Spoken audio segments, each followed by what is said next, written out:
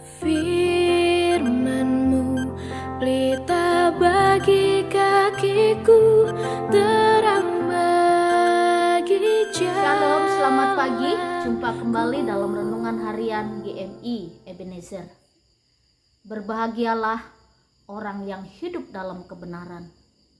Ia tidak akan tersesat, tetapi ia akan selalu menemukan jalan keluar di setiap persoalan dan pergumulan dalam hidupnya.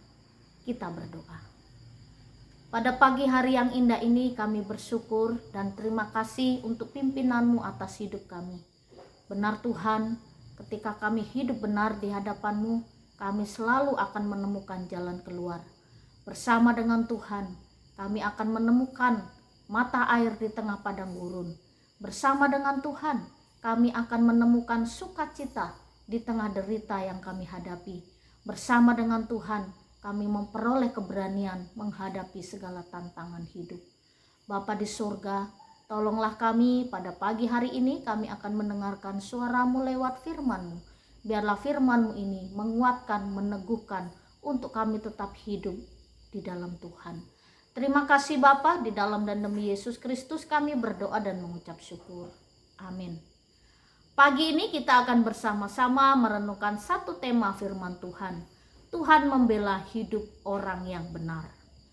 Bapak, Ibu, serta saudara-saudari, pada zaman Nebukadnezar memimpin daerah Babilonia, maka disitulah di dalam kerajaan itu juga hidup orang-orang Ibrani.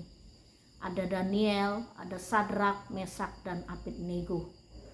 Lalu seringkali orang-orang lain cemburu dan iri kepada Daniel, Sadrak, Mesak, dan Abednego karena mereka punya kehidupan yang berbeda.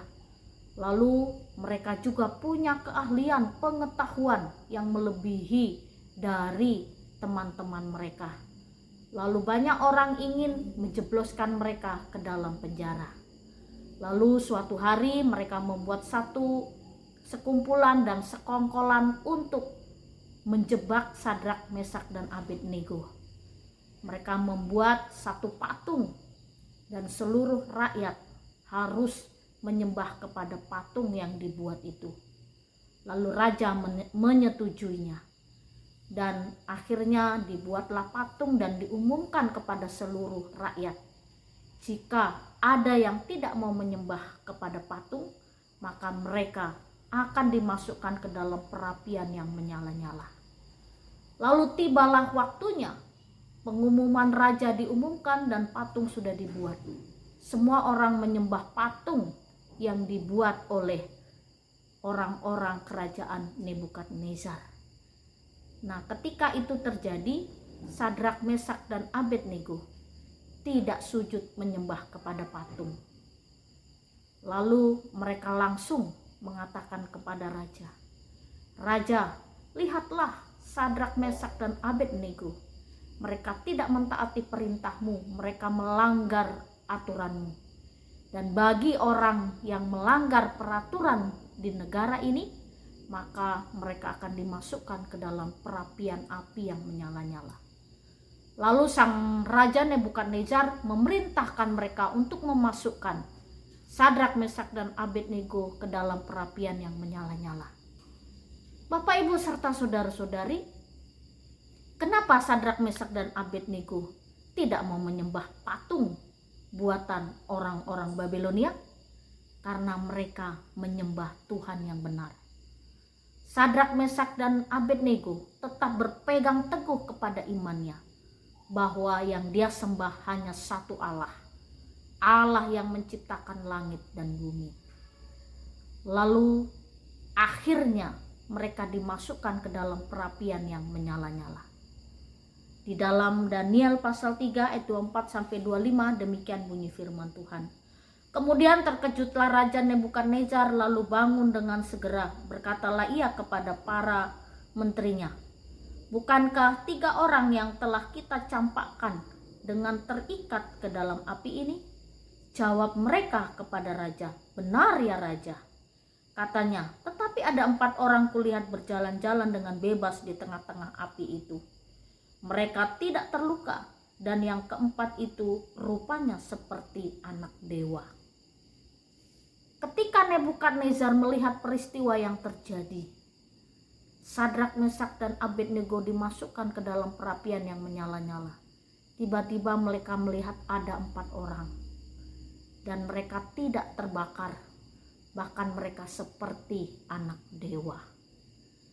Peristiwa itu terjadi menyatakan kebesaran Allah, kemahakuasaan Allah, bahwa Allah mampu melindungi orang-orang yang hidup di dalamnya. Dan Tuhan mampu melindungi orang-orang yang tetap percaya kepada Tuhan yang benar. Akhirnya Sadrak, Mesak, dan Abednego selamat. Dan Nebukadnezar juga mereka mau menyembah kepada Allahnya Sadrak, Mesak, dan Abednego. Karena Allah mereka, Allah yang tidak ada tandingannya di dalam alam semesta ini.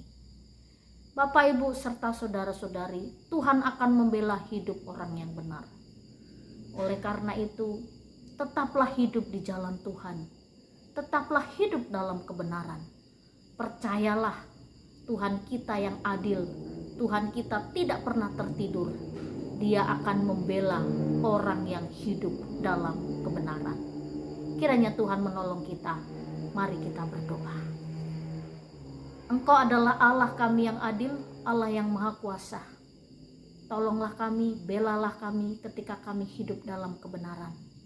Dan mampukan kami untuk tetap hidup memegang teguh kebenaran. Di dalam dan demi Yesus Kristus kami berdoa dan mengucap syukur. Amin.